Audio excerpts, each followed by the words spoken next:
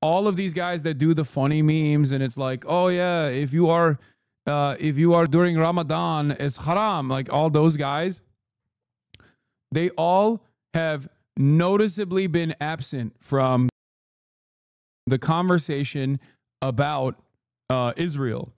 And at a certain point, I think it was like 15, 16 months in, people started being like, why the haven't these guys said anything about Israel at all?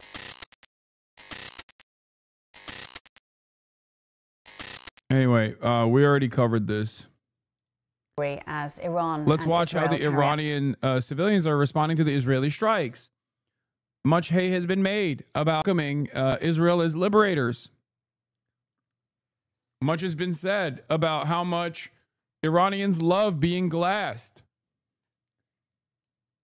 I wonder if BBC's coverage reflects that. Out strikes on each other, civilians are being urged to seek shelter, with the Iranian government using mosques, metro stations, schools and other buildings. Iran's government currently limits access to the country for journalists, but the BBC's Persian service provides news to Iranian audiences in Farsi. Farham Gobadi is a senior reporter at BBC Persian, and earlier he updated me on what people in Iran are telling him. Many people who have texted me in the past 24 hours, they were complaining about that our voices are not heard. People don't know what we are going through. For example, one of the things that Iranian people are extremely worried about is what the Israeli defense minister has said recently after the last night barrage of missiles that Iran shot at Israel, and at least 8 people, Israelis, were killed. Iranian defense minister said that residents of Tehran will pay the price for that, and soon they will pay the price for that. Right after that, there was a report by Jerusalem Post saying that they expect that Israel will ask certain neighborhoods in Tehran to evacuate.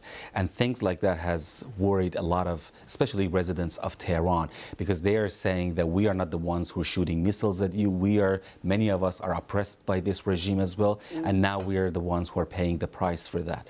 So there are several things that they're worried about. One thing is that overnight they cannot sleep. They've got sleepless nights because of. Why don't they let journalists in? Feels like it would be good for the world to know what's going on there. They do. They let in. I mean, fucking Max Blumenthal went there, but he's obviously very anti-America. But I don't know. I suspect it's probably because they want to. It's the same principle behind China and Russia, where they want to control all the flow of information coming in and out, and they also don't want espionage opportunities as well, because in many circumstances,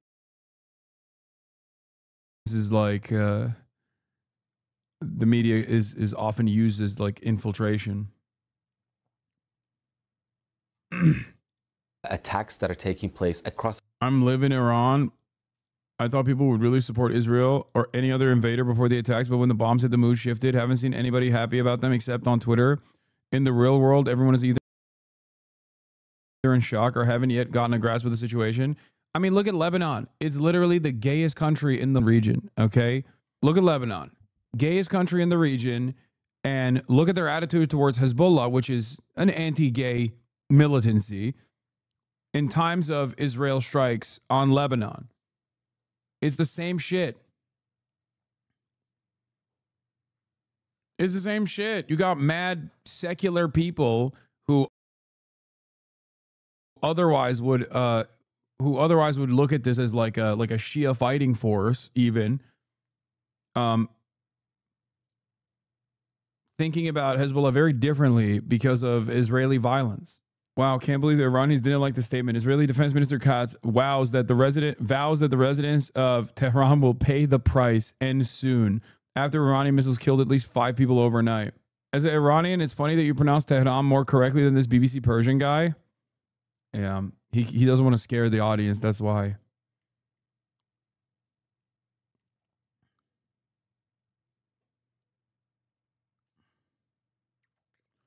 The one thing that unites the entire diverse Muslim world from Morocco to Iran to Indonesia is anti-Zionism. Yeah, for sure. Unfortunately, the entire Muslim world's leadership not so united on that principle. but the entire Muslim world, the populations are certainly. From Tehran and other regions received videos last night that Fordo, one of the important nuclear sites, was attacked. Iranian officials are saying that Natanz, the other site near Isfahan, was attacked again, and anti-air defense system was activated over there. Shia leaders are united, bro. What do you mean? There was a literal one of those like crazy imams that came out and actually shit on Saudi Arabia and said we have to stand with our Shia brothers. At like, don't you realize? I forget who it was. I watched it on TikTok. There was a dude who was literally like, we're done. We're done with this like sectarian conflict. Don't you understand that like Zionists invoke this kind of sectarian hate to ensure that the Muslim world is not united? These guys are Muslims first and foremost. I've never seen a dude that looks like that hit a line like that before. If you see... No, not this guy. This guy sucks. Wait, this guy actually says something about Israel? No, I'm not talking about this guy. This guy is notoriously a dick rider. Many of those famous Salafi sheikhs are such rapacious little Israel dick riders. They go to the UAE all the time. There is like, okay, listen, I don't know why I'm tapped into this. Because it's not within my field of interest at all. But I will tell you this. I will tell you this much. There is a lot of drama in the famous Salafist sheikh world. Okay. All of these guys that do the funny memes and it's like, oh yeah, if you are during Ramadan, it's haram. Like all those guys, they all have noticeably been absent from the conversation about Israel. And at a certain point, I think it was like 15, 16 months in, people started being like, why the f haven't these guys said anything about Israel at all? What the f is going on? And basically then more information came out showing that they were like, some of these dudes were straight up like going to UAE and even meeting with like Israeli envoys and things like that.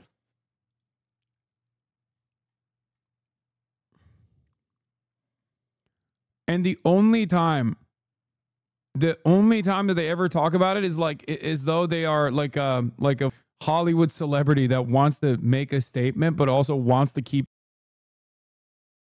their job, where they'll say the war. Like they'll be like, "Oh, we must stop the war." Like weirdly enough, like they have more smoke for for Muslims who let their girlfriends out in the wild than they do for Israel slaughtering children in Palestine.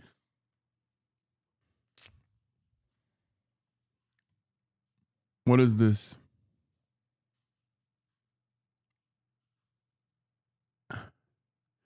If someone is in the UAE, you know they only present pro-Israel because the UAE won't tolerate it. Anyway, what is this? This guy was one of those guys that I was thinking of, but maybe he's like, maybe too much backlash, and he's now changing his tune. The news recently, there's like two countries are fighting right now, and one of them is Shia, and one of them is Jewish, and they both make many bad things to Muslims. So us as Muslims, are we allowed to cheer for one of them, or should we just remain neutral? Is this all what the Muslims can do? Cheer? Yeah, this is not a football game. This is not something that we, go out in the street. Dude, I swear to God, some of these Salafis have brain damage, okay? Like they unironically think that Shias are worse overall, like Shia people are worse overall, not just like Iran, but then Israel, okay? Okay? Streets with flags and supporting country X or country B or this or that. This is what we've always stated that is not permissible. That is the issue of demonstrations, where lots of chaos, lots of haram things take place. As Muslims, we side with anyone who claims to be Muslim, even if they're full of innovation, even if we believe in their hatred and enmity of Islam and the Muslims, yet still they're better than the other part, which is blatantly killing civilians, women, children, and the whole world is watching. And their ministers say that we would like to innocate all the children, all the suckling babies, even the dogs and donkeys and animals they have. We would like to wipe them all off, annihilate them. Is this is the guy who said protests are haram? Pakistani Twitter yelled at him for days.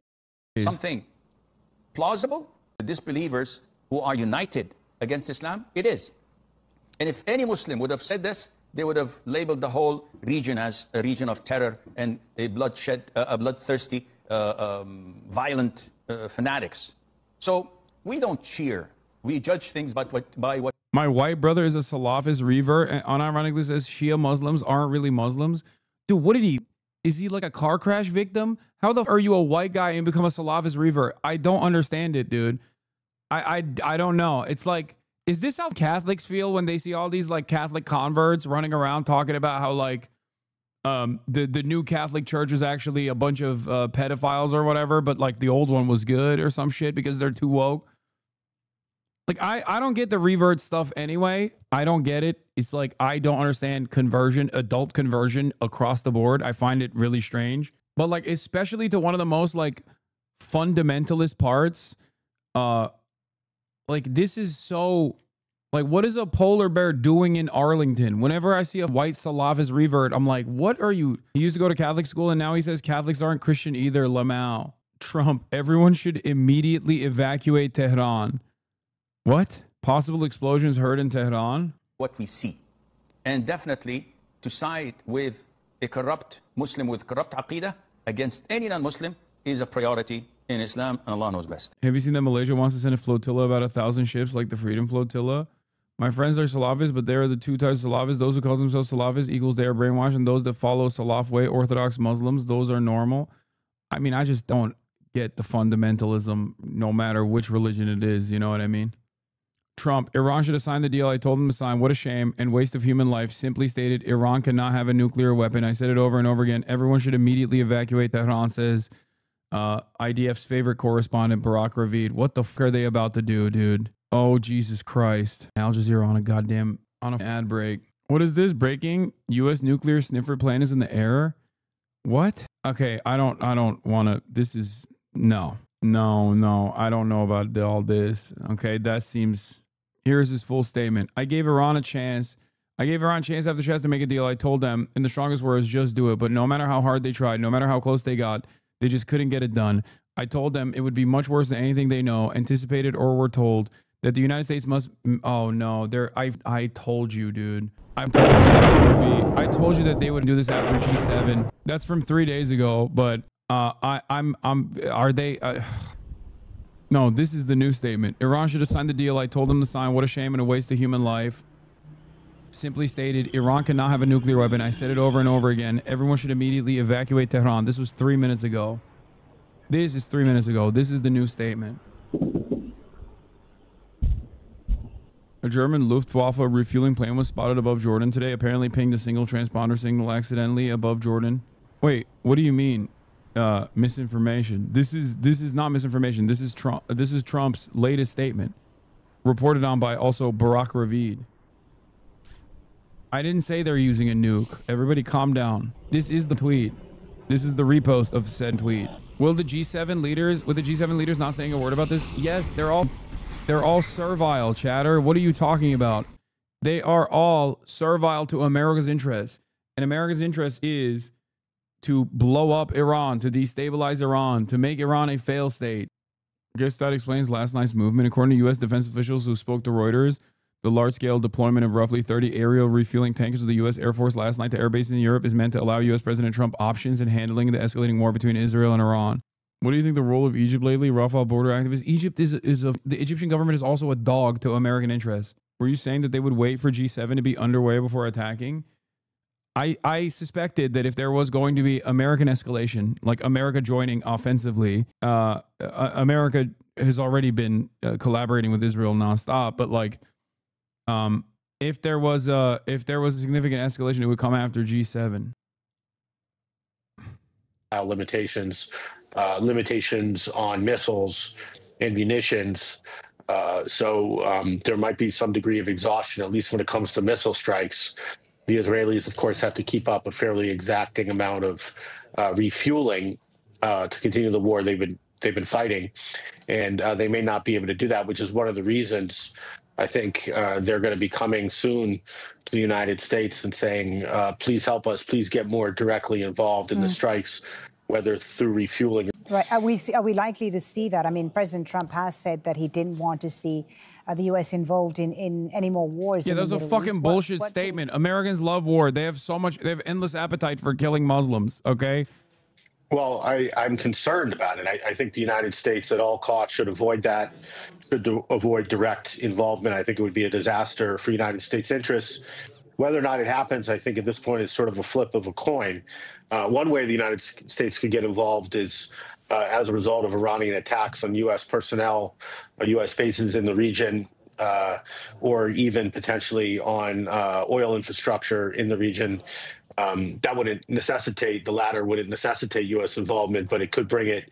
I think the Iranians know that. Iran, Israel, the escalation. But the United States might also get involved just more as a choice because of this president and some of his top people being enraptured with the Israelis, being eager to serve them. I could see the United States going along with a request. Developing. The IRGC is now saying their combined drone and missile attack is yet to begin. This comes after a statement announcing the operation, widely interpreted as launch confirmation. There are two possible explanations for what's going on. One, Iran is launching probing strikes similar to the attack towards the Galilee earlier. Two, Iraqi factions are responsible for the latest attack, which Israel says consisted of 3 missiles. Either way, it appears the next Iranian wave is still yet to come. How would you even evacuate Tehran? I have no idea, but they're saying that there's explosions being heard on the Tehran cam. People saying, doesn't he need congressional approval to strike Tehran is so funny. No, chatters, no. Americans don't need, wait, I think are those missiles in Isfahan? No, I don't know. American presidents, Democrat and Republican alike, do not fucking care. The peaceful dove, more blood in your hands, guys. There is no, I mean, look at Yemen. Every president has bombed Yemen. Every single one. That's a whole ass sovereign nation. Why the fuck have we been participating in bombing campaigns in Yemen? There is no air defenses are active in Tehran. That's the explosions. Iranian air defense systems are currently active intercepting hostile targets over Tehran. Ordering 17 million people to leave their city just because you wanted to join a war for its final act of terror performed by a narcissist. Yeah. There are 9 million people in Tehran. It's impossible to evacuate. Air defense is active over Natanz. They already downed one Israeli drone from Iranian sources. Aren't Republicans more isolationist now? No, dude, that's not real. I feel like a lot of the stuff I say, I'm recognizing goes in through one ear and out through the other. I've told you this over and over again. There is no real like anti-war position in the American government. Okay? American foreign policy is uniparty.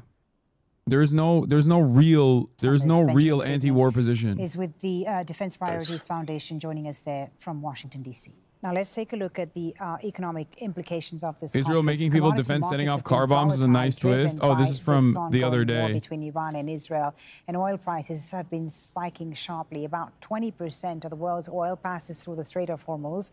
At its narrowest, the waterway is about 33 kilometers wide, split between the territorial waters of Iran and Oman. At times of diplomatic tension, Iran has in the past threatened to disrupt shipping traffic. Naeem Aslam is Chief Investment Officer at Zay Capital Markets. He says the longer the conflict goes on, the wider the impact we could see on the markets. A lot of focus among investors and traders, it is all about the energy market. And of course, the recent... Yeah, we already covered it, MHUD. Refineries over there. What that would entail for the Europe, because there could be another crisis because of that, because Iran plays a very, very imperative and important role with that one.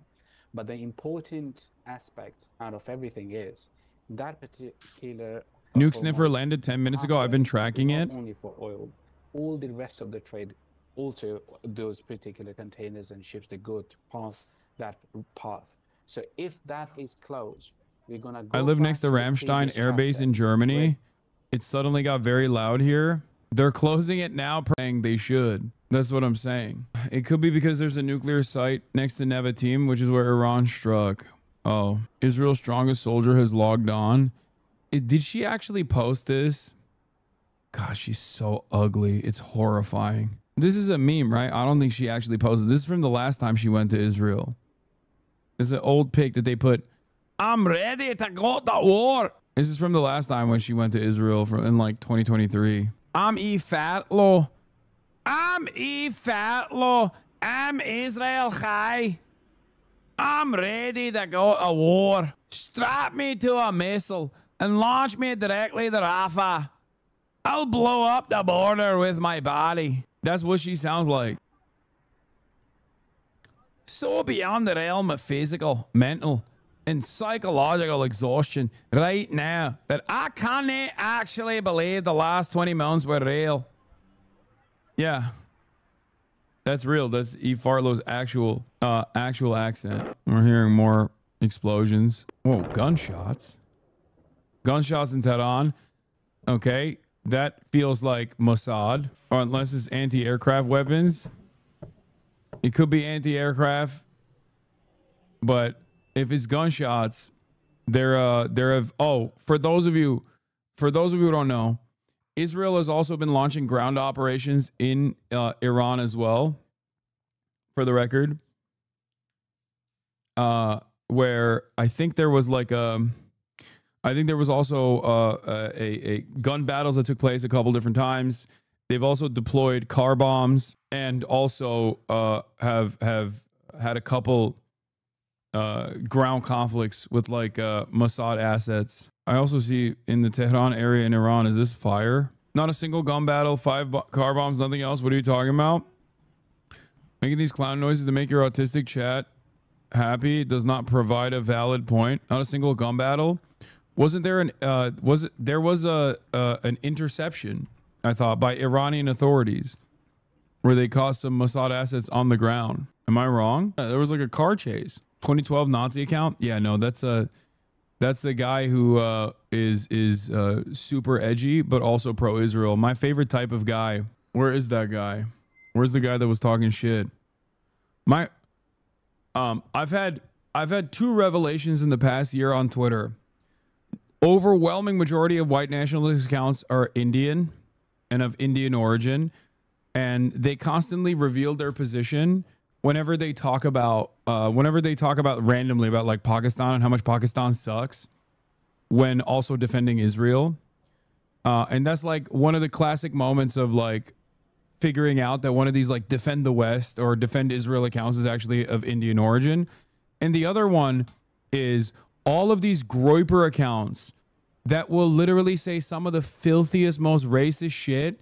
And I always assume that they're like neo-Nazis only until October 7, when they start talking about Israel with such reverence and such like they start talking about anti-Semitism being like a real violent crime. And I'm like, I thought you were a Nazi. Like so many of these Groyper accounts are pro-Israel.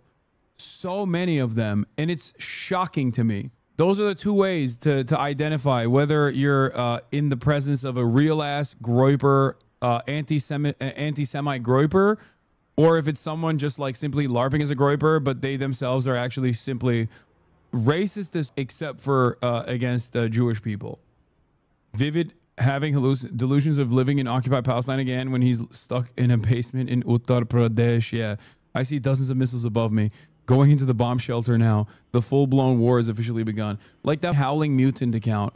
Like there's that alcoholic pathetic account who I for the longest time thought was like a straight up neo-Nazi, but it turns out they are a neo-Nazi except for anti-Semitism. So many accounts like that all over the timeline where you're like, oh, that's a Groyper, like that's a straight up neo-Nazi, and it turns out they are except for Israel and except for anti-Semitism. Loud noises in Omaha, Nebraska, Hasan. Progressive except for Palestine, Groyper except for Israel. Yeah, that's because they're Israelis. I mean, that also makes sense. Secretary of State Rubio has reposted Trump's evacuation warning. Have you seen Trump's tweet yet? Yes, I have. We're monitoring the situation. Okay. just because they say they're anti-Semitism doesn't mean that they're not an insane Nazi who's still anti-Semitic. No, there's a distinction between people who like, well, what happened here? C cut out. Tehran went out. The Tehran feed went out. There's a distinction between people who are like the Sam Hyde style neo-Nazis who also are like still anti-Semitic, definitely, but will like not really talk too much about Israel. Or even like their fans who are very anti-Semitic but will like defend the ADL when the ADL is coming after someone like myself, versus the people I'm talking about who I guess I've never noticed Semitic, but because of the way that they post, I always assumed that they were just like anti-Semitic neo-Nazis. But it turns out they're actually just Israeli half the time. Like they regularly will entertain statements from other neo-Nazis accounts as well. Like they'll collaborate with other neo-Nazi accounts and shit, which led me to believe that they weren't, which led me to believe that they themselves were neo-Nazis. But it turns out like they talk about, they turn into Ben Shapiro when it comes to like anti-Semitism being on the rise. 4 days, claiming they have diminished Iran's capabilities. This is, of course, something that we cannot verify. And also, the Iranians are now saying that we haven't started launching this attack, and they want to have an attack that is continuous, wave after wave, until dawn, is what they've said. We also know that the attack... Do you think, Dorsa, sorry to interrupt you, that they will go ahead with this in light of the threats we're hearing? Because really, you can only describe them as threats from the US president now himself. I think absolutely. I don't think there's anything that could prevent the Iranians from responding to the events we've seen unfold today, specifically the attack on state TV facilities in Tehran. The Iranian Foreign Minister Abbas Araghchi was just on the phone doing an interview on state television saying attacking a civilian entity within the country is an act of desperation. And it is a violation of all kinds of international law. We saw incredible footage of the state TV presenter as she was reading the news and hearing the strike come closer and closer, and she ran off the set as the building was struck, and we understand at least one person has been killed in this attack. So certainly that has changed the dynamics yet again. The Iranians saying this is a Zionist genocide regime is doing its usual thing of ordering entire quarters of a city to evacuate, but this is in Gaza or Lebanon. It's Tehran, a city whose population is greater than the whole of Israel. Is flabbergasted that there has been no condemnation against Israel. We haven't seen any international bodies, not even the International Atomic Energy Agency, the United Nations, condemn Israel for its actions. What about the Iranian public at large, Dorsa? The Iranian people, the average Iranian, how worried are they today, and what's been the impact of these Israeli attacks on their daily lives?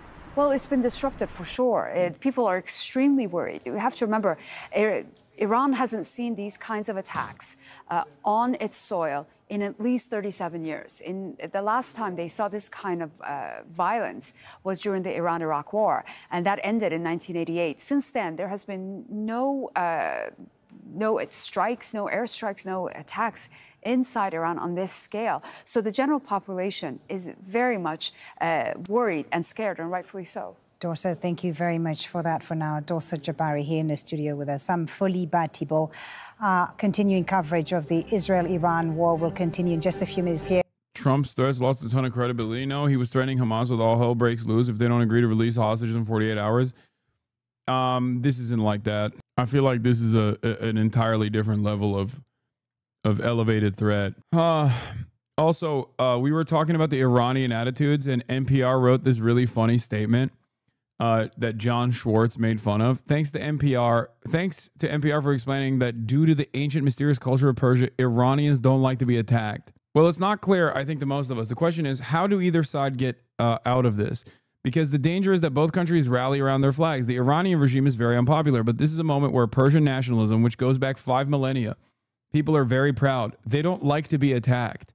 They want to be the ones that decide their future and not to have another country come in and try to dictate what they do, whether it's on energy or it's on regional relations or on supporting extremist groups. So this is a moment for the Iranians that is also an existential challenge. Improvement, I guess. It's an ancient Arab and Persian tradition to like it when 1,000-ton bombs are dropped on you. Yeah.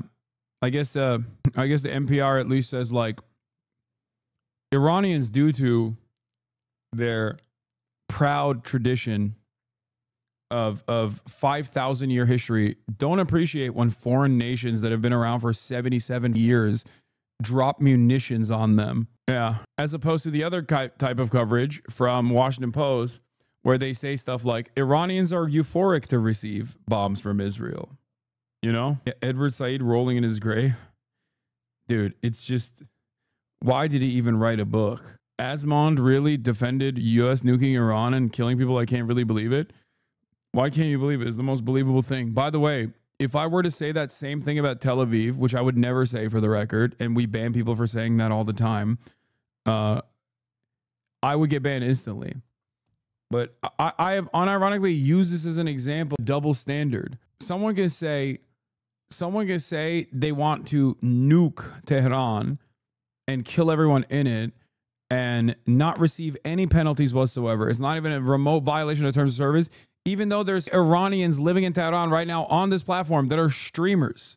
Okay? But if someone were to say the exact same thing about Tel Aviv, you know, you would get banned. Ironically enough, Iran does not have nukes, and Israel does have nukes. Now, I don't know how he defended the principle of you know, using nuclear weapons on Tehran. I doubt that he's openly stated it. Like, I doubt that he said it as is. Like when he had the clarity, like the full-blown clarity of saying that Palestinians are an inferior culture that deserve to be genocided. When he said that, he got banned for it. So I think he knows better than to say something like that openly. Yeah. Military site is the height of cowardice and a sign of desperation. Osama bin Javed has more. This is the moment when Israel attacked Iran's state TV during a live broadcast.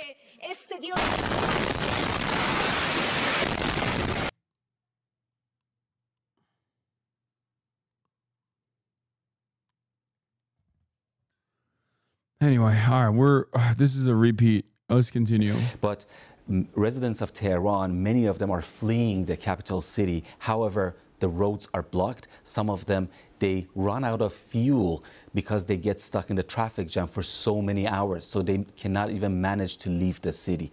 So what people are concerned right now is to stockpile food and find a way to escape Tehran. We know, don't we, that there has been unrest between the people and the Iranian regime over the last few years. Netanyahu, the Israeli Prime Minister, has been talking about the fact that, you know, the people aren't with the regime. Do you get that sense that this might unite the Iranian people? Are we able to get any of that sense? I get your point, because usually when at a time of war there is this rally around the flag effect. However, it's, I think, too early to see that. What I see and when you talk to people, they just are saying that they're in a state of panic, they're in a state of shock. So to expect Iranians to go on the streets and protest right now, I don't know how realistic that is. That was Param Gabadi from BBC Persian speaking to me a little earlier. And just to let you know, on the BBC News Live page, there are lots more reports. Let's get more analysis now from Abbas Aslani, who joins us live from inside Tehran. He's a journalist and also a senior research fellow at the Center for Middle East Strategic Studies. It is great to have you this morning. Thank you for joining us. Thank you, Paula, for having me. If we could, just give me a general sense of what you're seeing in Tehran. What are people telling you? I've read reports that the ferocity of the attacks caught many people by surprise there on Friday. Paula, you know, after the initial shock that came on early Friday morning, Iran tried to recover, and we were seeing that the air defense, including in Tehran and other cities, were trying to actively engage with the hostile targets coming from the Israeli side, or those, let's say, drones flying over sky. And, you know, the feeling this time, comparing to previous exchanges in the past between Iran and Israel, is a bit different. There's a sense of war going on between the two sides. The high-ranking officials are using the term war, not, just a limited conflict between the two sides. And that's why this situation is a bit more serious. And as of the latest round of attacks from the Israeli side yesterday, which targeted residential complexes and areas, some people in the capital city have been trying to avoid unnecessary commute, but they are doing their normal life. However, they somehow, it seemed that by yesterday attacks, Israel wanted to create a sense of fear and intimidate the population in order to, somehow create a kind of chaos. But government has been trying to handle the situation, and in terms of the power, electricity, or things like that, water, its condition. And in the meantime, we have been seeing from the Iranian side that gradually they have been trying to increase the efficiency and effectiveness of their attacks against Israel. Specifically, last night they tried to use newer missiles and more missiles reportedly. And the Iranian officials, when they are talking, they have been not talking about a specific time for the end of this conflict, but they hint that this might continue in future. And if it continues, it will, become more crushing, and it will escalate into a, let's say, more complicated situation. And this indicates that. But why is that? Because when we are looking at the public in the country and in the capital city, we are seeing that this external threat coming from the Israeli side and this aggression has made different factions and different types of people to rally around the flag. And I was talking to even some people who are critical of the establishment and the government. They may not agree with the government on many issues, and they have been critical of the establishment, but all agree in one thing, that Iran needs to give a crushing response to Israel to establish a deterrence against any likely or potential attacks or aggression coming from the Israeli side, and let's say unity among different political factions as well as the ordinary people. So, and we only have about a minute more of your time here, Abbas. So essentially what you're hearing from your perspective as a journalist, there does seem to be this Natanz nuclear facility getting hit again. It doesn't show widespread support among Iranians when it comes to that initial preemptive round of strikes that Iran launched on Israel, if I'm hearing you correct? Yes, this has created a kind of unity among the public, supporting the Iranian defense forces and government to retaliate against Israel. And nobody's buying into Iran that, Benjamin Netanyahu is going after, Iran's nuclear program, because residential areas, as well as more than 90% of those victims of the attack have been civilians. And yesterday, many people, they saw there by their own eyes that, ordinary people were targeted. So that's why this has created a unity in the country. And following the what happened in Gaza, Israel does not have a good standing among the Iranian public. And this somehow, this recent aggression against Iran has, increased the level of unpopularity of Israel among Iranians. That's why we could say that the majority of the Iranian reports indicate aerial activity near the Natanz nuclear facility in Iran. People are supporting that, response against Israel, and they are demanding for more crushing, response. One is that because they maybe hate the actions by Israel, but secondly, they want the Iranian side to establish a deterrence against any likely future attacks. Israel's defense minister has vowed, quote, "The residents of Tehran will pay the price, and soon."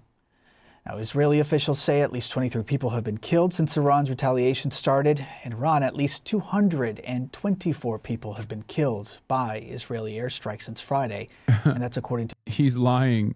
By the way, this guy is on CNN.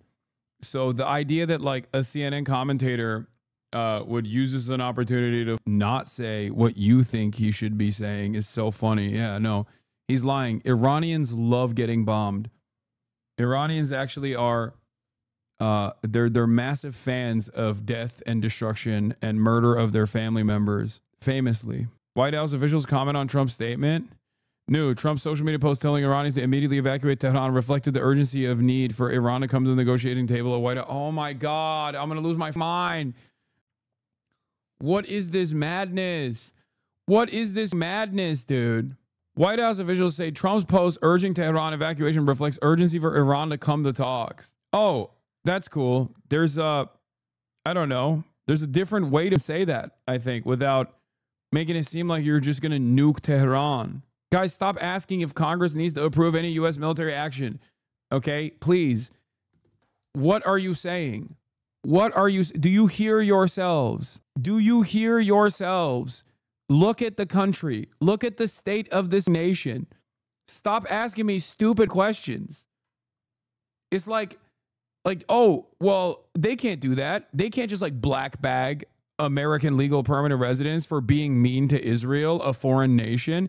Oh, wait, they have been doing that. Okay. Wait, I'm confused.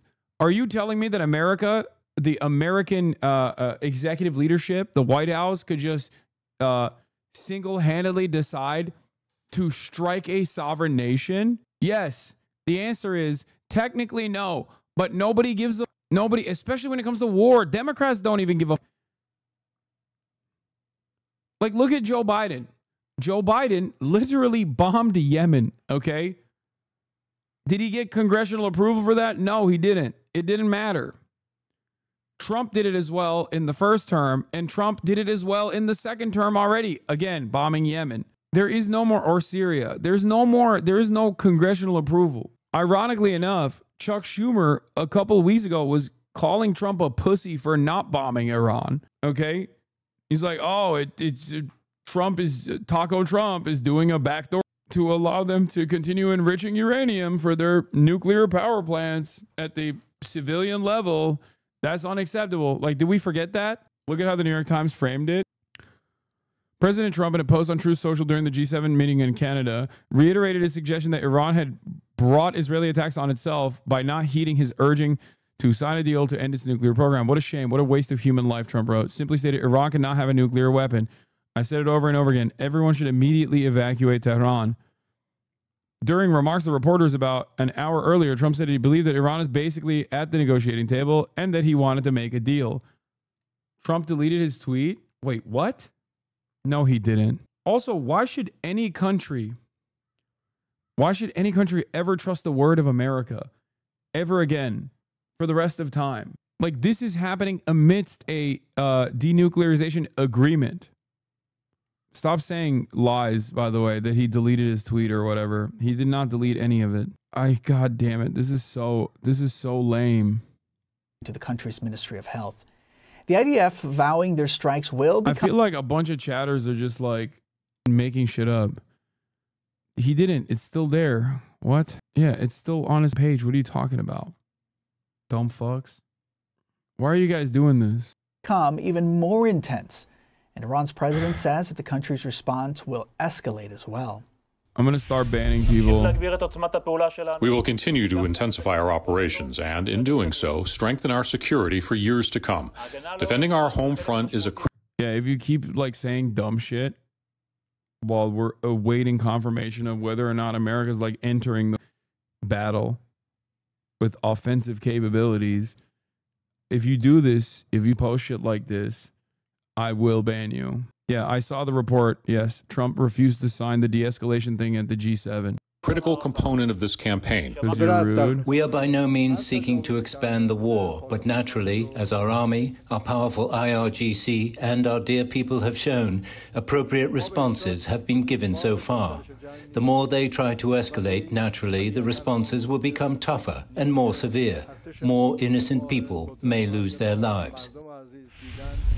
CNN's chief international security correspondent, Nick Pate-Walsh, joining me live now from London. Nick, it's good to have you this morning. In your view here, where does President Trump fit into this as the escalation continues to grow? He seems to be both offering peace talks, but he also continues to back Israel. So where does this potential road for diplomacy land? Yeah, I mean, it's been particularly opaque to work out exactly what the Trump administration wanted prior to this, and now it appears that they label these Israeli strikes as very successful, exactly what they think their future position may end up being here. But President Trump, over the past hours, has said that the Iranians are talking, suggested that perhaps there could be a deal here, and I think for the moment now, while it appears that, as far as we know publicly, the United States is not materially involved in these Israeli strikes, that they may be holding themselves out as a potential off-ramp for some kind of diplomatic de-escalation here. Now, clearly, there were suggestions overnight too that an Israeli thought to kill the Iranian supreme leader, Ayatollah Khamenei, may have been something that was vetoed by the United States. And so there are suggestions potentially that the Trump administration is maybe trying to have it both ways, suggest they have some sense of control or veto power over exactly what Israel does, while at the same time aren't necessarily trying to call all the moves here. So Trump, I think, trying to have it both ways. There may be voices around him that are indeed suggesting that as Israel continues to take a remarkable, a devastating toll, frankly, not just on... Genuine question, how are people justifying backing Israel? I mean, if you ask the public, many people don't give a fuck about Israel. But if you ask politicians, when have they stopped backing Israel? If you ask the media, when have they stopped backing Israel? If anything, after 19 months of child Holocaust that was live streamed, there was a brief moment where the media got a new permission structure to finally criticize Israel a little bit, only to have that completely reset as soon as, what is it effing again? Mini F, tiny F? Okay, calm down, everybody. Only to completely reset on that position as soon as Israel launched another attack, this time against a sovereign nation with an actual with actual targeting and strike capabilities that can actually punish Israel and Israeli society from afar. We have yet to see the Iranian retaliation tonight, for the record. I know that they were saying that that was going to happen. A big retaliation was going to happen. And the fact that it hasn't happened could mean two things. That their capabilities are diminishing, or potentially that they were worried about the Trump statement as well. On Iran's military, but according to Iranian officials, on Iranian civilians as well. Over 200 killed. It's crazy, though, because what, you reap what you sow? What do you mean? Brandon moment? What's crazy, though, is that, like, I'm losing my mind a little bit. He's talking about Israel. I know he was talking about Israel. What's crazy is the idea that this is all about denuclearization and getting Iran to the table is a lie. Okay? It has nothing to do with Iran getting nukes. Does America not want Iran to get nukes? Of course. But the reason why America doesn't want Iran to get nukes is because then they can't dominate Iran. The same reason why Israel does not want Iran to get nukes. Not because they're going to use it, but the threat of being able to use the nukes would make it impossible for Israel to bomb Tehran in the way that it is currently. Nuclear proliferation in the age of nukes simply means you get to have sovereignty. Okay? That's all this means. That's it. If Iran had nukes, Israel wouldn't get to fly over and bomb Tehran like this. Because the simple threat of Iran deploying nukes to Israel would be enough for Israel to never behave like this. It would make the region a more stable region. That's why John Mersheimer also says this. Okay, that's it. Having said that, the conversation around like Iran denuclearization is bullshit. Okay, it's bullshit. It's not about Iran denuclearization at all. They want to do forcible regime change in Iran, and they are not shying away from killing a fuck ton of civilians and engaging in direct military action against the incredibly densely populated capital of Iran to do so. Just like the hostages being released was not a real goal for Israel. Did we forget? That's just a talking point. The real goal was ethnic cleansing. Hostages, as long as they existed, could be used as a reason to do ethnic cleansing. And once the hostages were on the throes of being completely released, okay, because the remaining hostages are prisoners of war. They're IDF soldiers that were captured. Now, Israel doesn't even talk about the hostages. They're there. They don't give a... They're still doing ethnic cleansing. The conversation has completely gone away. I wonder why. Because it had nothing to do with releasing the hostages or the prisoners of war at all. It had everything to do with ethnically cleansing the Gaza Strip and completely dominating the Gaza Strip and reoccupying the Gaza Strip. Iran can't have nukes is a bullshit fucking reason. The real goal here is to dominate the Iranian public and destabilize it permanently, decapitate its leadership, and then put forth a puppet that they can control. Okay? I can't believe motherfuckers still go, bro, Hamas killed the hostages. Israel killed more hostages than Hamas has. What are you talking about? Israel is the fucking, Israel is the responsible party here. Watching Israel's Channel 12 News now, excitedly reporting about a new series of explosions in Tehran and the insane evacuation order Trump posted. They talk as if everything's already over and the Iranian regime is crumbling, the military's finished, and the Iranian public root for Israel, and very soon total victory will come. It's impossible to distinguish anymore between delusions and reality. There is no way Trump actually posted this. Please tell me. Somebody please explain to kooky Tucker Carlson that Iran cannot have a nuclear weapon. I'm Brian Kill Me. I'm Brian Kill Me. I'm Brian Kill Me. I'm Brian Kill Me. Is this actually real? Is this a real tweet? This is a real fucking tweet from Donald Trump. Donald Trump actually tweeted amidst a demand for full evacuation of a densely populated city, telling the civilians of Tehran to immediately evacuate, threatening to bomb Tehran into oblivion. He turned around and tweeted about how Tucker Carlson is wrong. Iran can't have a nuclear weapon. Oh my God. Clown country. Utter clown show. Complete clown country. It's a F. Little F happened. Frame drop. I know. I know.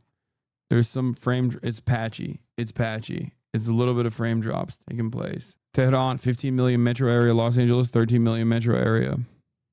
Exactly. Iran's been on the brink of having nukes since 1993 when Netanyahu, a young minister of the Knesset, wrote they could acquire a bomb by 1999. Frankly, the goal of regime change, I think, is no more the primary goal here than it was in Iraq. The sake of the war is war. It brings Israeli society together and it remobilizes American military support while the government stays in power and the region continues to suffer. Like I've said 100 times, is a reset button. No, it's not just a reset button. The sake of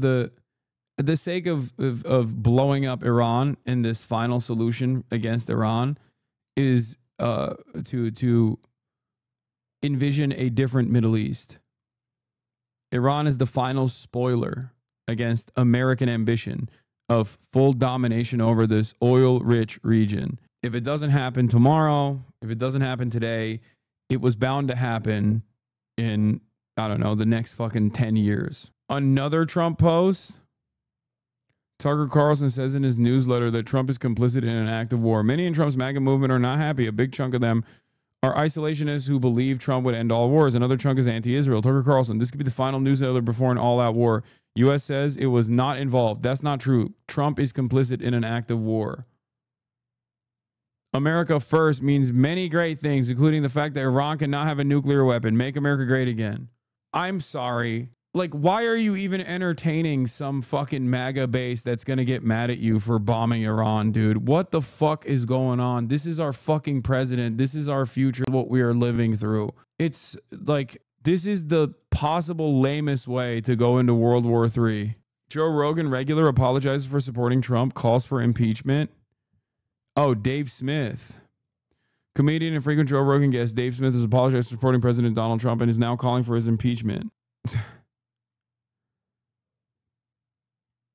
Watch the video on this. They feature you. Adjacent, maybe. They organically found themselves in this space. And I think the Republican Party took advantage of that very well. That doesn't exist on the left. It's not necessarily flooding the market with like a bunch of liberals. Like, oh, if we had like 8 more Pod Save Americas that kind of look like me, for example, like more bro-y, right? Then that would be fine. It's like, no, you can't podcast your way out of this problem. There was a list that looked at who had the top like election night coverage, who had the most views. And that list was populated exclusively by right-wingers except for me. So I'm out there. I'm here. But obviously, I'm not directly aligned with the top of the ticket or with many of the establishment Democrats and their attitude towards consistently and stubbornly defending third-way neoliberalism. There is a divide here that does not exist within the Republican base of support that will develop a relatively conservative audience. So I think this is an issue that has to be solved top down. I think first, it's not about like 10 more podcasters or 20 more liberal podcasters. I think it's more so about the Democratic Party looking within and doing. Israel's using this as a reset button as well. It's not an accident that this was done right before the conference for Europe to recognize Palestine. Israel's trying to use Iran's pariah status among global powers to gain trust and support and stymie the growth of pro-Palestinian sentiment and policy. No, because the conference recognizing Palestine is meaningless. Like Ireland recognized Palestinian statehood a long time ago, and they still can't even fucking do BDS against Israel. So that part is just like, that's all messaging. That's all fucking bullshit. The reason why Netanyahu fucking pulled the trigger was because he was worried about internal conflict that would basically make it impossible for them to do this. And who knows when Israel would get the second chance of going after Iran.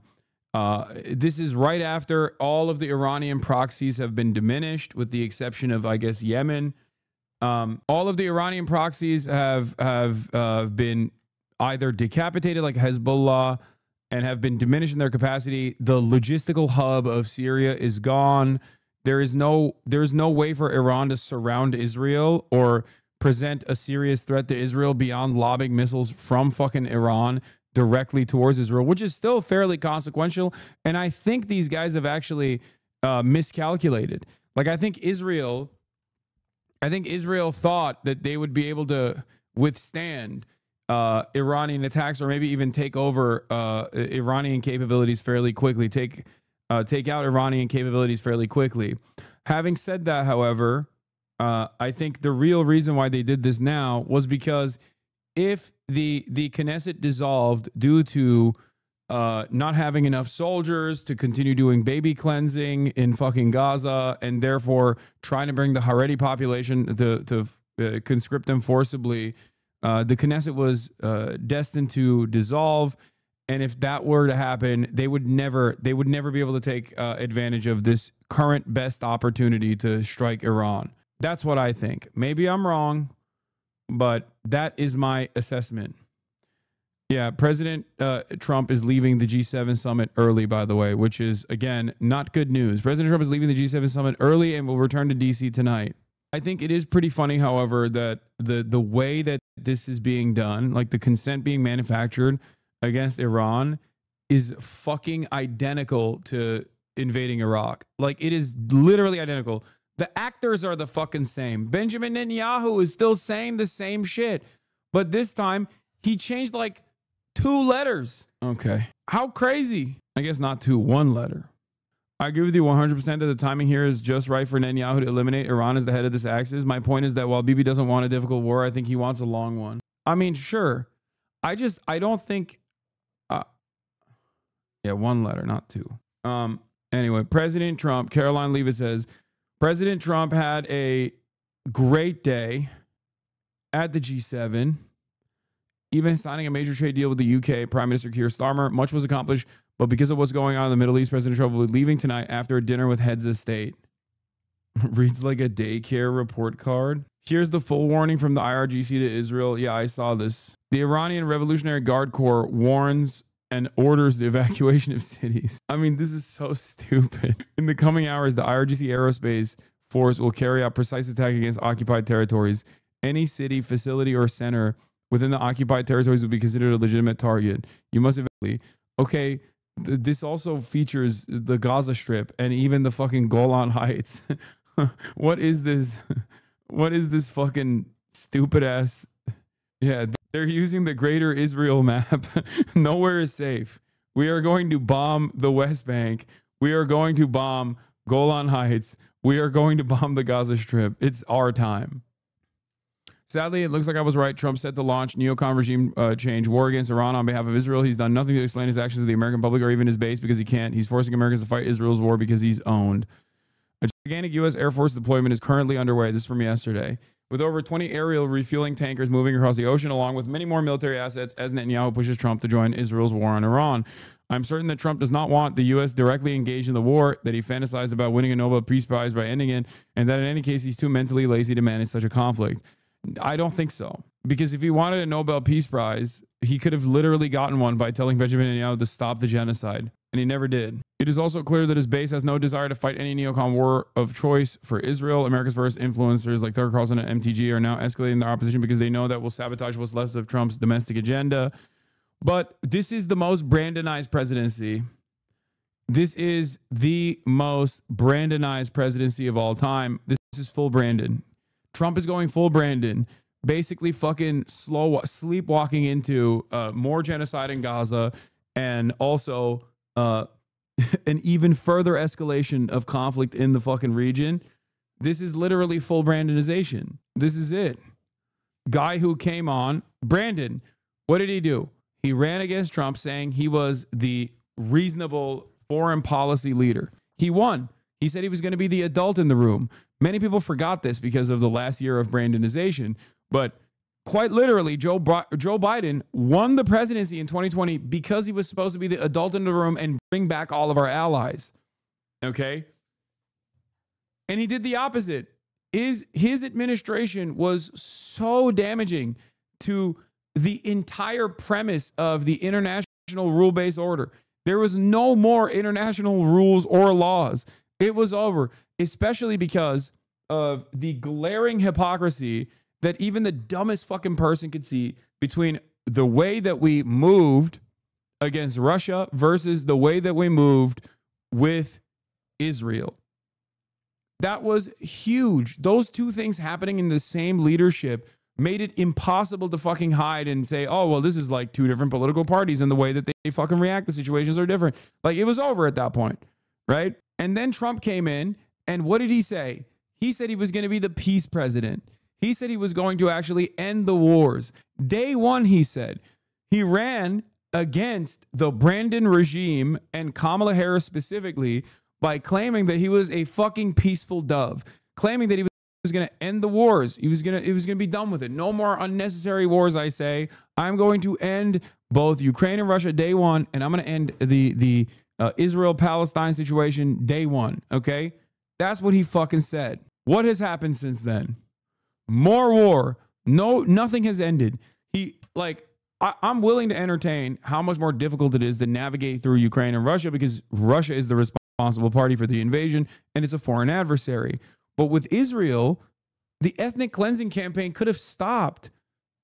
He has all the fucking power. You know how he says, you have no cards. You have no cards to Zelensky. He has all the cards with Israel. He could say that to everything Trump said to Zelensky. He could have literally said to Benjamin Netanyahu. The humiliation that he put Zelensky through, he could have absolutely put Benjamin Netanyahu through 100%. He could have done that, but he didn't. He didn't do that at all because he also is a part of the uniparty strategy.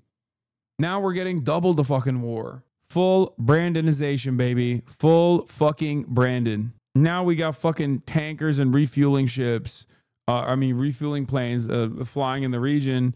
And it feels like there's another aircraft carrier that's moving in that direction too. Here's Representative Fine. God, I hate this fucking piece of shit. Randy Fine is one of the biggest monstrous pieces of shit out there.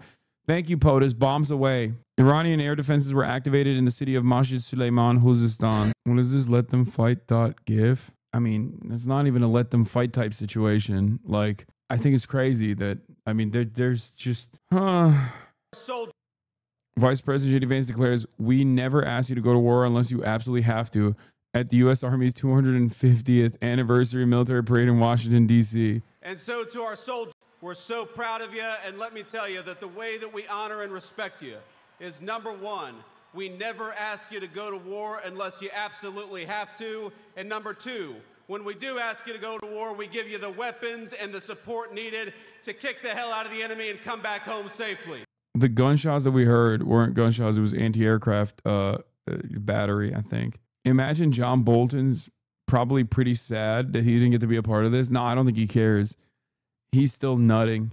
He's still firing off the nuts. He doesn't have to directly be involved. You know what I mean? This is his baby coming to fruition. Here, let's hear from the Democrats on this. Global, continue our conversation right now. Brett McGurk is joining us. Brett McGurk is a responsible party for the Brandon White House coordinator. What is happening? Brett McGurk is a responsible party for Brandon's Israel defense. Global affairs analyst. And let's see what he has to say about the Trump administration. I'm sure he's got a lot of smoke for them. Middle East and North Africa. We're seeing Iranian missiles hit central Tel Aviv and Haifa, for that matter, as well, going after oil refinery projects in Haifa. Where do you see all this going? I think if it comes back to one question to me, Fordo. Fordo is the deeply underground nuclear enrichment facility buried into a mountain about a half-mile underground. That is something the United States can take out. It's something the Israelis will have a lot of difficulty doing. If this ends with Fordo intact, you could actually have a worse problem. You could have Iran more inclined to go to a nuclear weapon, and they have that infrastructure intact. Wait a minute. Wait, I'm so confused. Everyone keeps yelling at me saying that the Democrats would be very different than Donald Trump on this issue. This is so weird. Here is the former White House coordinator for the MENA region, Brett McGurk, who I believe famously told Israel to strike Lebanon now. Wait, but I thought foreign policy wasn't fucking uniparty. What's going on? This is Brandon's guy. This is the guy who was the prime guy. This was basically the fucking Steve Witkoff, more than Anthony Blinken. Actually, ironically enough, Marco Rubio and Anthony Blinken would be the analog here, and Steve Witkoff and Brett McGurk would be the analog between Trump and Brandon. So why is the Steve Witkoff of the Biden administration on CNN in line with the Trump administration's militancy? Two ways to deal with Fordo. Number one, a diplomatic deal. I think if the Iranian Foreign Minister Abbas Araghchi called Steve Witkoff, President Trump's envoy, tomorrow or today, and said, hey, let's sit down on the deal you put down a month ago. Remember, to basically get rid of the risk of an Iranian nuclear weapon. I think that this war would stop. The second way to take out Fordo is a military operation. Wow, that's even better. Fordo is the Iranian deep underground nuclear facility. Israel currently does not have the tech to be able to bomb it. It can't. Their bombs simply do not reach that deep. Okay, America is one of the only allied countries to Israel that has the Moab style bunker buster bombs that they could potentially deploy to blow it up. They need a B-2 bomber. And it's weird because here you have Biden's got, even for the record, like, even it's not a guarantee that even like American munitions could actually hit it. Open presents, thank you for the 50 big ones, the 50 bones. Okay, it is super deep underground. The earth still reigns supreme when it comes to withstanding explosive ordnance. Okay, so I'm confused because everyone keeps saying that this straw manning is where the left loses me. This straw manning, I heard this. Who said the Democrats are different on this issue? Who said that? We said domestic. Have you ever heard me say that the Democrats are in lockstep with the Republicans on domestic? No, I always say the Democrats follow the past 4 years of the Republican administration. They're marginally better on domestic issues. That's not a straw man, dumb fuck. There are plenty of people who have been yelling at me since the beginning of this administration every single fucking day, every single goddamn day, about how the Democrats and Republicans are not uniparty. Ironically enough, the Obama plan is one of the few instances that I point to talk about how the Democrats actually, if left to the rest of the Democrats, they wouldn't have ever continued with the Obama plan. But yes, the Obama denuclearization agreement was good. That is the signature accomplishment of the Obama administration. I've said that. So you're wrong? Oh my God. Oh my God. Oh my God. No, I'm not wrong about the uniparty. Chuck Schumer was against the fucking denuclearization agreement, you dumbass. The fuck are you talking about? There are going to be every now and then some differences, but ultimately it is directionally the same. Okay? You are so fucking stupid. You literally said, I heard this. Who said the Democrats were different on this issue? And then went, well, what about Obama's plan? Where is Obama's plan? It's gone. Why didn't Biden bring it back? Biden was Obama's vice president. Why didn't Joseph Robinette Brandon bring back the Iran denuclearization agreement? Because of Trump? Oh, I'm sorry. I didn't realize for the first 3 fucking years of the Biden administration, Donald Trump was actually running for president. Because of Trump? He couldn't? There were no relations? That's not true. That's fucking bullshit. You are wrong. Biden even hired some of the same people that Obama had initially to restart talks with Iran. Why didn't they follow through on it? Trump destroyed our ability to negotiate. Oh, get the fuck out of here, dude. So why is Biden's fucking literal MENA region director, who was responsible for their entire Middle Eastern operations, over here saying, we got to bomb Fordo then?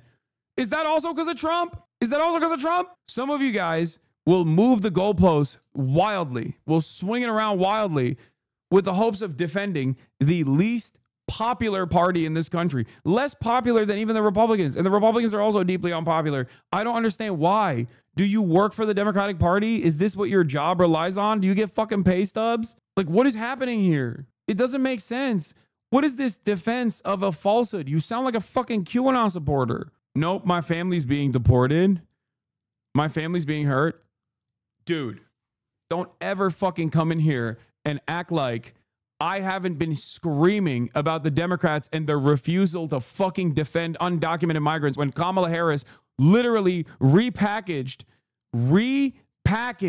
the fucking 2020 Trump campaign, basically adopting the right-wing framework that migrants were actually a criminal element in this country that needed to be forcibly removed. That's what the Democrats did for your family. So go fucking yell at them instead of trying to yell at me, you dumb fuck. God damn. She would have taken their work visas? Maybe. Do you really want to use your fucking family's work visas as a own here in this circumstance to go to one of the fucking only outlets that is defending unconditionally undocumented migrants? Really? I'm your enemy, huh? The Democrats, they're your friends. I'm your fucking enemy for yelling at the Democrats for not even fucking protecting the migrants. You are so fucking stupid and so fucking brain broken, dude. Go take it up with the rest of the fucking libtards in your stupid fucking circles that you spend time in online that salivate at the notion of, well, you know, they deserve it. They deserve it. They didn't sufficiently vote for Kamala Harris. Nope, you're wrong here. Oh my God. Oh my God. We deserve everything that's coming for us. I swear to God, we all deserve it. Fuck. I'm in my office helping with the immigration. I see the pain. Yeah, you see the pain. Make sure you figure out whether or not the people whose families have been sufficiently in support of Kamala Harris next time you're fucking processing someone's like deportation order, trying to fight against that, okay?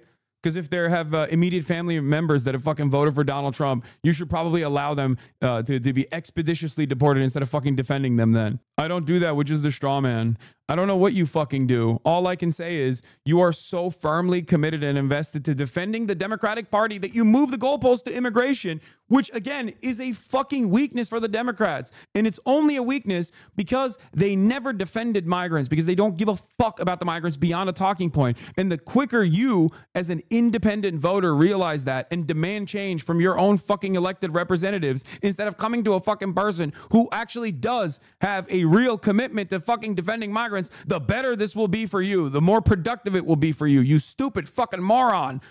Democrats are also responsible for all of the fucking awfulness that migrants are experiencing right now.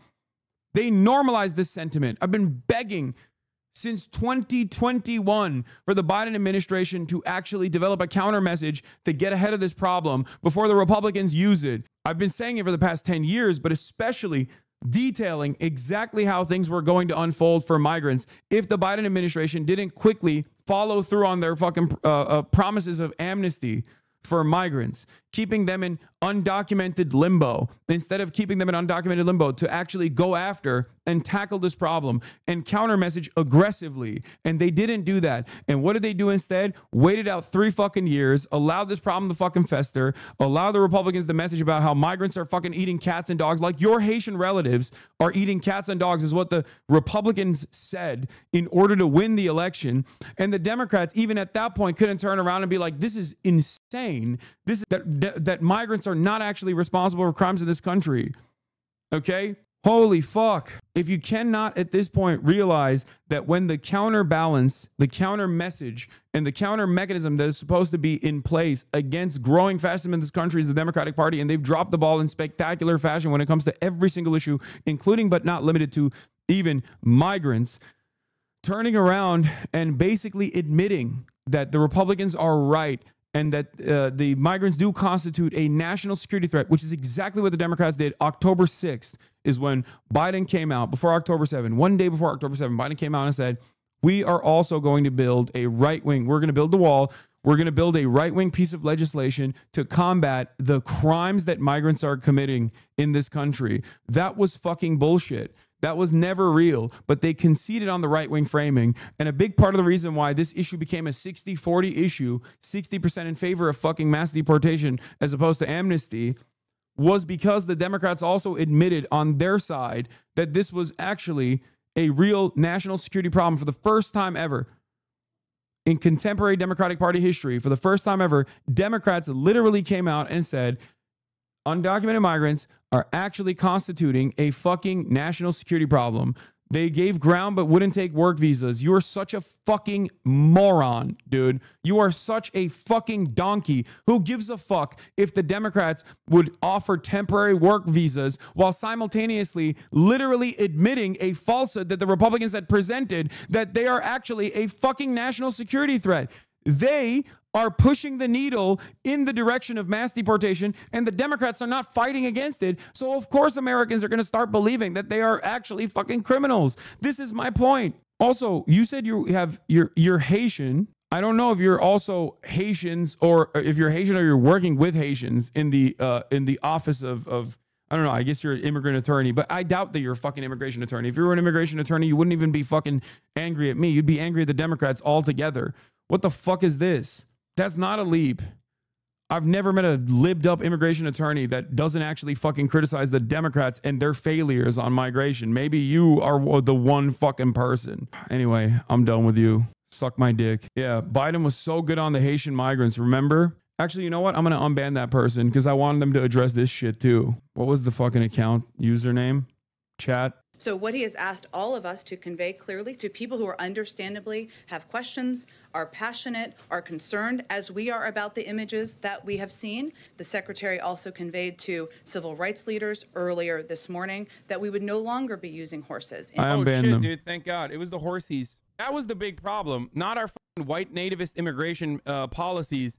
It was the fucking horses. We're going to punish the person for using the reins as a whip because that's unacceptable protocol. Like, well, maybe you're fucking missing the forest for the trees there a little bit. It's not that people are just upset about like endangering people by using horses and whips, which is 4 years ago. It's definitely a fucking bad part of it, but that's just the tip of the iceberg. The real fucking good stuff is the horrifying immigration policy that dictates that, you know, 690,000 people that were seeking asylum were purged from this country without allowing their due process, without allowing them an opportunity to get legal paperwork done so they could even fucking try to seek asylum here. Okay, that's the issue. It's not just the horses. It's not just the whips. This is not a W, all right? I'm sick and tired of this bullshit. Many of the 15,000 migrants have been deported to their native Haiti, but sources tell CBS News more than 1,000 have been allowed into the U.S. to ask for asylum. The governor of Texas has been using a line of police cars to keep the migrants out. More than 1,400 Haitians have been deported since Sunday. Meanwhile, in Washington, members of the Congressional Black Caucus met with White House officials demanding accountability for what they consider the mistreatment of migrants. We witnessed cowboys with their reins again whipping black people, Haitians. What's your take on this? What do you think? What do you think my take on?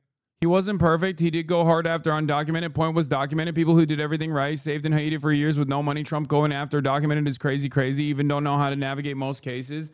I'm going to fucking lose my mind. Are you so stupid that you don't understand that Joe Biden not fucking offering proper authorization and clearance to those people and instead actually acting as though they deserve to be purged from the fucking ranks of this country is exactly in line and allowed the Trump administration to increase the fucking rhetoric, to literally fucking increase the intensity. That's the whole point. If you're a fucking immigration attorney, you know the difference between an undocumented migrant and a documented migrant is just documentation. How dare you fucking come in here and try to yell at me over this? This is my fucking #1 issue, you stupid fucking moron. Exactly? What do you mean exactly? What do you mean exactly? The fuck is wrong with you? You just admitted that the Biden are undocumented migrants. God damn, you are so dog shit at your job, dude. Holy, I'm gonna come to your office and do the proper clearance and the proper paperwork instead of you. Holy, you didn't go against that? What are you talking about? You're coming in here telling me how to do my job. Clearly, you don't even do your job right. How about you worry about your own job, stupid? Imagine trying to rage bait me over immigration as an immigration paralegal or whatever the fuck you do, seemingly, while defending the liberal administration's idiotic white nativist policies. What is wrong with you? Rage bait Lamau. Okay, suck my dick. Now you admit that you were rage baiting me. I'm glad you got your rocks off, moron. Incredible stuff. I'm an immigration attorney, but I think the Democratic Party made a lot of mistakes with immigration, but are actually still really good. I'm an immigration attorney, but I'm here to trick you by behaving like a moron. New Chinese embassy update. We urge our citizens to leave Israel via land towards Jordan as soon as possible. What the? There's Chinese people in Israel? Yeah, Trump wants everyone in the Situation Room when he arrives at the White House tonight. I just didn't expect there to be Chinese people in Israel. Dems never sponsored a bill that would change the immigration process. They just lived in the house Trump built. Not only that, but they also literally repackaged the Trump administration's anti-migrant bill from 2020 and then presented it as their own, and then also admitted that Trump's false smears about undocumented migrants constituting a criminal element of this country was real. That admission alone played a prominent role in people generating this like reactionary white nativist sentiment within the ranks of the Democratic Party. I watched Chinese people in Bilibili doing a vlog of the strikes yesterday in Tel Aviv. Yeah, no, it's the meme. I'm saying, no, it's fine. I just didn't expect them to be Chinese. Anyway, Fox News keeps pushing that only U.S. can take out Fordow. It's a weapon as well, that America gave it or something. I don't know anymore. Dems in 2023, no more kids in cages. You misheard. It's no more kids in cages. Yeah. Some of the recent major strikes from Iran. Wait, is this new? I don't believe this. This is happening right now. This is old, probably. This is old footage, chatter. I feel like there would be more of a hubbub. By the way, notice how we moved on from, of course, America's uniparty when it comes to Israel to actually, of course, Biden was really bad to undocumented migrants. Like, that person is such an indecent, immoral charlatan who openly admitted that they were just rage baiting and didn't even do a good enough job with it. Democrats are that bad that even if you move the goalpost, they're still bad on whatever new goal that you move the post to. That's how bad they are. Don't ever come in here and defend the Democrats ever again, unless they do something good, at which point you won't have to defend them. I'll be defending them. I'll be the first to defend them. Stupid loser. A meeting scheduled for tomorrow, including a meeting, I should note, with the Ukrainian President Volodymyr Zelensky as well, and on that list of everything that these leaders were going to talk about. But the White House has decided to cut this trip short so the president can return to Washington tonight, citing exactly what is happening inside the Middle East. We've talked to officials about the president's post on Truth Social earlier that everyone who lives in Tehran should evacuate. Obviously, that is millions of people, Anderson, and a quite urgent warning from the president of the United States. One official said it just reflected the reality of the situation of trying to get Iran to the table as they are trying to sort this out, with the president still voicing confidence that some kind of deal with Iran could be made. They aren't baiting. They're Kamala or busters. They just repeated rage bait because you said it. Okay, now I want to unban them so I can rip into them even more. If that person is unironically a Kamala or buster, oh my God. there's such a thing. I cannot believe there is literally a thing. There are actually Kamala or busters out here. Like, there's still people who ride for Mamala. Oh my God. Carrier movement as they're basically posturing Makes sense to how make sure stupid they're they were protecting arguing. the U.S. forces who are in the region right now.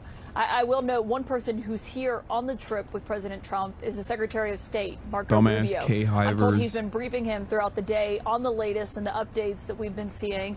And the president has also had several conversations with the Israeli Prime Minister Benjamin Netanyahu. And so everyone is watching, obviously, what is happening in the Middle East and also why the president's cutting his trip short, his trip here early short is making such a difference and what that means about what's next. Yeah. Caitlin, we'll see you at the top of the hour on The Source. Coming up next right now, CNN Chief International Correspondent Clarissa Ward in Israel. She's at Tel Aviv's largest hospital. Clarissa, how are Israel's defenses, first of all, holding up against the latest Iranian retaliation? Well, there had been the expectation that tonight was going to see some heavy activity because we had heard from Iranian state I think these people have no capacity to like analyze the world as events are unfolding without trying to get a own. This is inherently reactionary. Okay? This is inherently a reactionary approach to politics where you have to envision a stupid person that is your enemy that you must own at all costs. Like, you have no substance to your commentary. You have no worldview. You are just simply moving along with the I told you so narratives. If you want to be on the right side of history and constantly tell people in the smarmiest ways possible, I told you so, become a leftist, okay? You shouldn't do that regardless. But trust me, you'll have plenty of I told you so opportunities. You morons. Oh, my God. It's so crazy. The idea that, like, well, imagine if we had Harris right now, we wouldn't be in war, is so stupid when you have literally every Democrat saying we want more bloodshed in the Middle East. Every top Democrat, including former top Democrats who work with the Biden administration, including Kamala Harris's own foreign policy apparatus, coming out and being like, we would actually defend Israel harder. If we have the opportunity, give us the opportunity, we'd be so hard defending Israel right now. And these morons still go, Kamala would have never done this. Let it go. Let it go. Drop it, please. I don't want to argue with dipshits that have this kind of opinion right now in this like time of unprecedented danger that Kamala Harris would certainly also be on board with. Waltz was significantly more progressive than Kamala. Murat! The nuclear material that they're working with, that remains. And unless the U.S. is involved, it's a real question whether or not they can actually take out both of these Iranian nuclear facilities. And it's interesting, Anderson, you know, when you talk to people here about the possibility, fucking aerospace engineer, but he has the IQ of a fucking plankton, dude. He opens the door and revs the engine to his fucking dual sport literally outside of the fucking house, like right next to me. I can smell the fucking fumes. I'm losing my fucking mind. I don't know why he has to always use industrial equipment or loud sounding fucking motorbikes right next to me with the fucking door open. Progress has already been made in that endeavor. But if the objective is to completely dismantle it, to ensure that it can never be resurrected, that seems to indicate that regime change is really the desired outcome here. Not clear how that would transpire or what that would look like, but certainly that is raising a lot of anxiety, Anderson, across this entire region. Yeah, Clarissa Ward, thanks very much. We're going to check back in with you later on in this hour. I want to get perspective now from CNN Global Affairs analyst Brett McGurk, former Middle East and North Africa coordinator for the National Security Council, also retired U.S. Army Colonel Pete Mansour, senior fellow at the Mershon Center for International Security Studies at Ohio State University. Colonel, first of all, what's your read on the president's social media post calling for the evacuation of Tehran? Do you think that is an indication that the United States is going to get directly involved in this? It certainly seems that way. You know, I didn't really think the United States would get involved unless it was attacked in the region by Iran. But with the president returning a day early from the G7, there's really no reason for him to do that if he's just monitoring the situation. He can do that up in Calgary. So I think this may be tipping the hand that the United States might weigh in a military sense to complete the job that the Israelis have started. Brett, do you agree with that this seems to be an indication of something? That's Brett McGurk. I think there's two things going on here, Anderson, and both are linked. I think we are moving our military assets into place to be able to do a strike into Iran, particularly to take out that Fordo facility deeply underground, something really only the U.S. can do. But secondly, there's still an off-ramp on diplomacy. This is coercive diplomacy, what you're seeing. Oh, dude, Basically, the White House believes they put a deal down to the Iranians about 6 weeks ago that it's a good, fair deal. The Iranians really never responded to that. In fact, they escalated their program in response to that. And basically, I think the view is if Abbas Araghchi, the foreign minister of Iran, calls Steve Witkoff, who is President Trump's envoy, and says, you know what, I re-looked at the deal you put down, I'm ready to take it, that's the off-ramp. If Iran does not do that, I think we're actually, it seems like the U.S. is putting everything in place to get directly involved militarily. One way or the other, it's very clear here. I think Iran cannot be left at the end of this with that enrichment program in place at Fordo. Natanz is the other one. The Israelis have hit that. And then you have the conversion facility.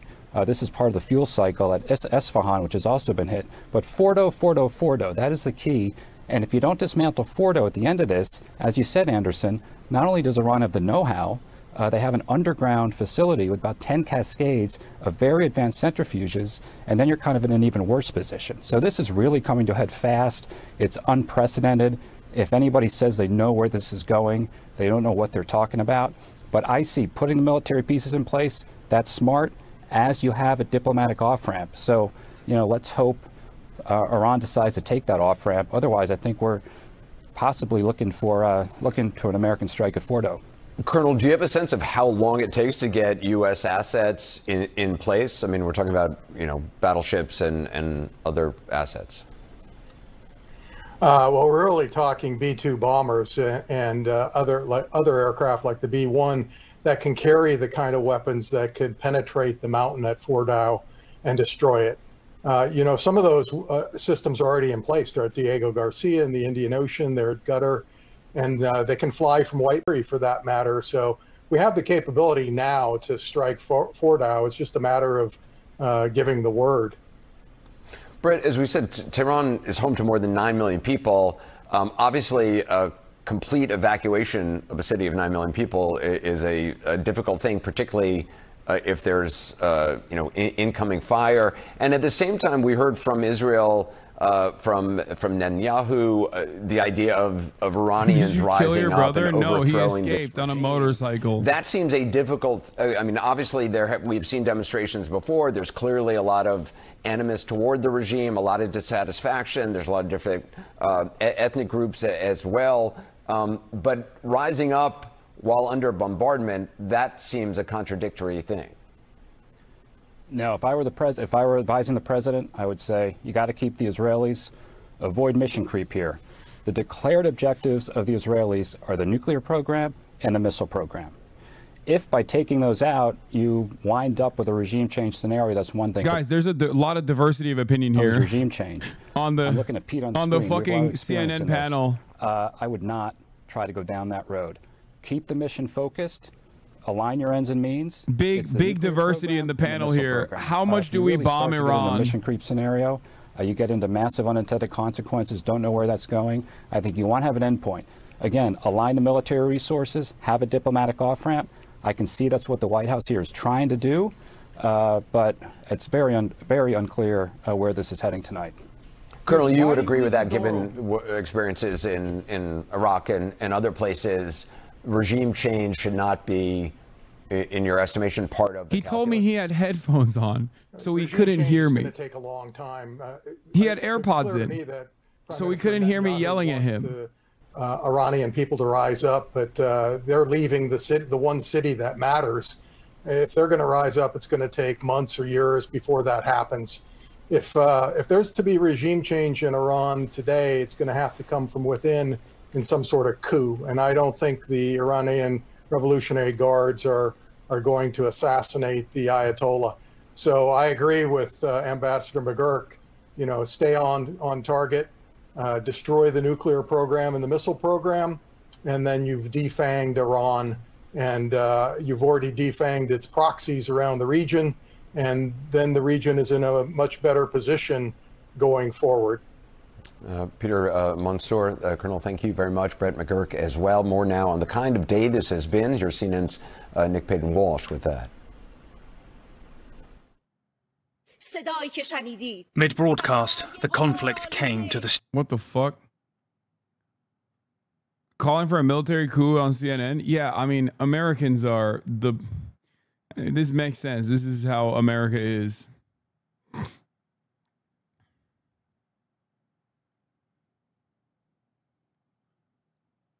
Are we unironically talking about assassinating the head of state of another country? Yes. Yes. They are. Like, they're also fantasizing about, like, the Iranians moving to the mountainside away from Tehran only to return to fucking do regime change. I've always said Fox News is for domestic suppression and CNN is for imperialism. I mean, Fox News is also for imperialism. They're all priming for war. Trump was elected for moments like this. Fantastic. Dude, one of the grossest things is like seeing all these fucking douchebags who talked a big game about how Trump was going to be a fucking peaceful dove, running around and now being like, well, I guess we're going to war, boys. I guess we're going to fucking war, boys. It's like, didn't you say you were voting for Trump because he was a fucking peaceful dove? Isn't that what happened? Oh, Kamala's going to send us on gay wars. Trump, on the other hand, is going to send us on straight wars. He's going to send us on wars, not in a gay way. I'm horny now. I'm horny for war now. God damn it, dude. Fuck. The Middle East don't count. No, they were actively shitting on Kamala Harris, being like Kamala Harris is a fucking war hawk. Trump, on the other hand, is a peaceful dove. This is why I get so. I think this is part of the reason why I get so mad at dumb fucks that say shit like this. You know what I mean? That people that go, oh, the Democrats wouldn't be putting us in this mess. It's like the Democrats put us in this mess. What are you talking about? I don't care. I don't care what party representation someone has, as long as they're like actually actively anti-war. Like, it's so fucking annoying. Will President Trump destroy MAGA by going to war with Iran? Open Presidents, thank you for the 100 gifted subs. God damn, Open Presidents has been fucking going crazy in the chat.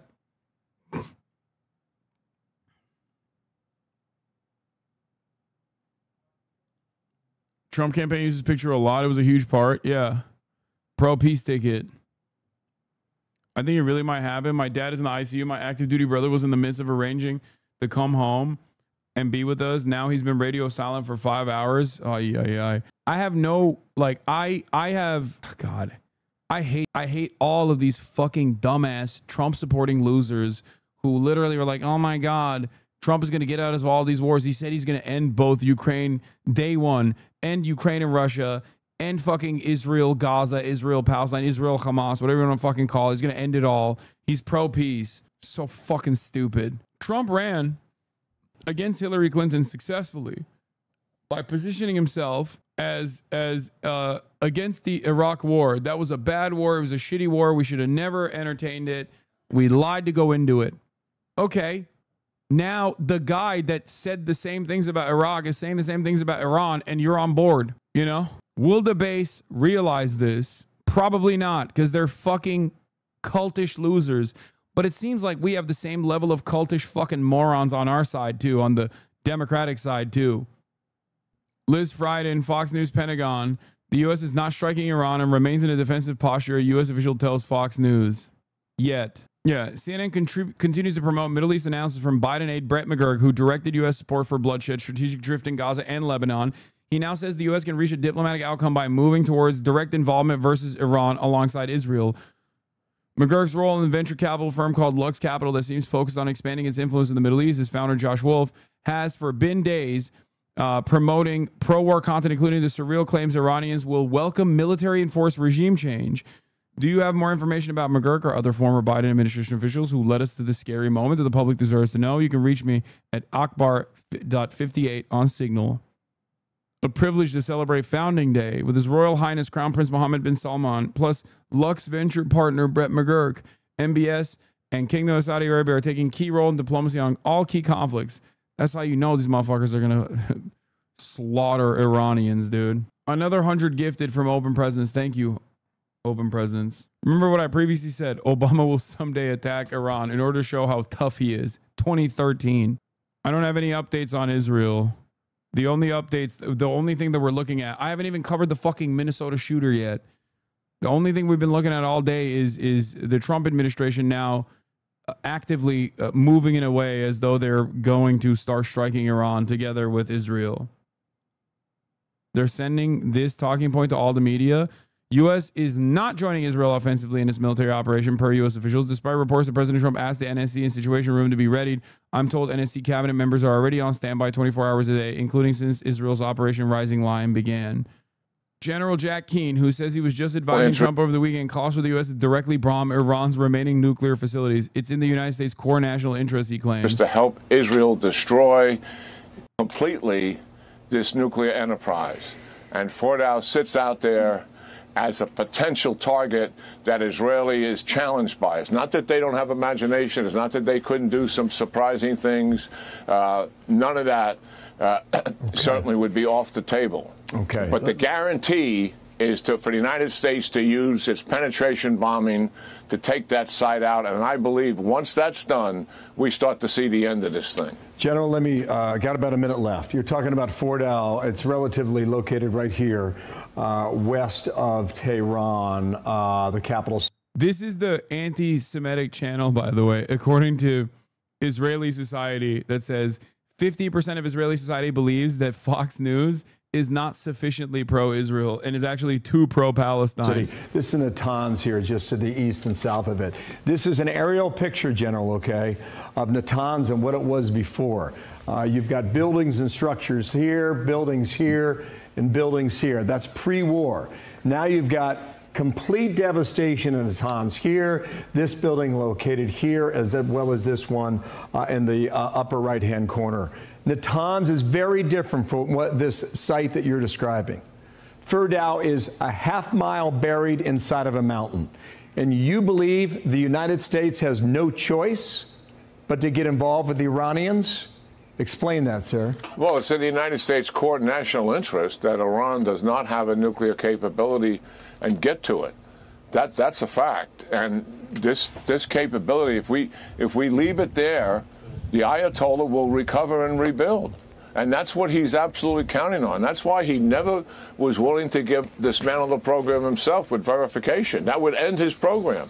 Here he believes he has a chance. And that's what these guys are all about. And for all the chatters who are too young and never read in history books how America massaged the narrative to go to war in Iraq, it is unfolding in front of your eyes, in real time, in broad daylight. Every single outlet, full tilt, go baby go, WMD part 2. It's literally happening. It's a 1-to-1. It is a fucking 1-to-1. Even some of the players like Benjamin Netanyahu are the same, and they're using the same language. And we've got to finish what we started here. We can't look like we haven't come to the assistance of.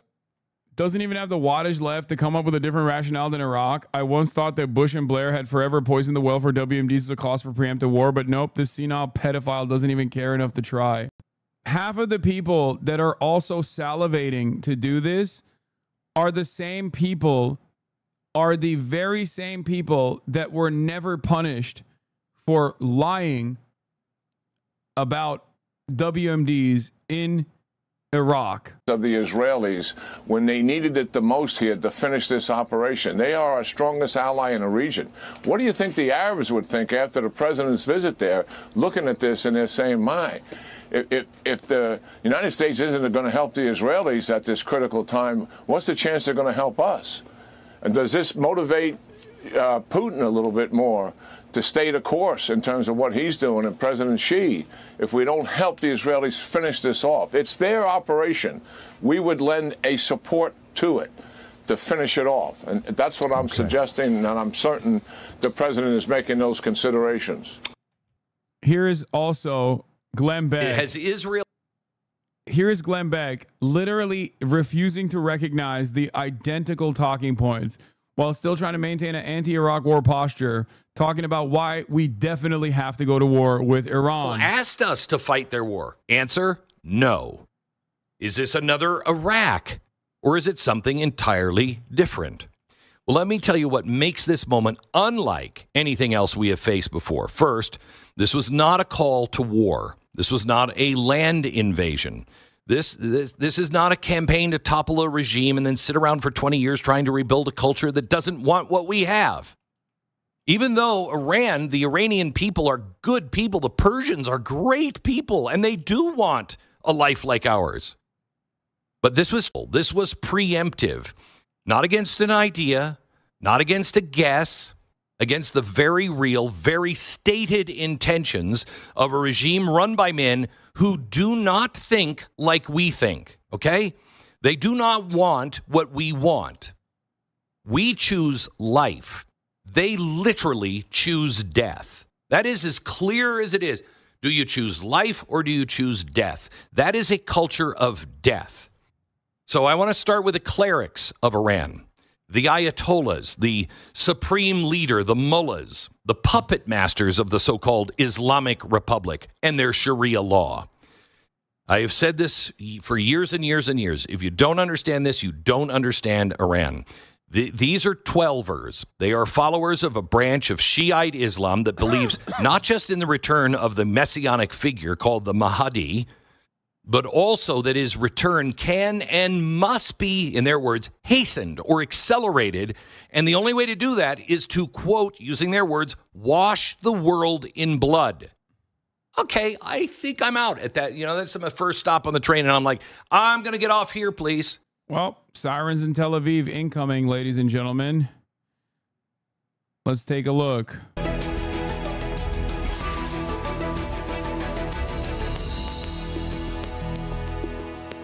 Hello there and welcome to the program. I'm Nick Clark. So it's been several days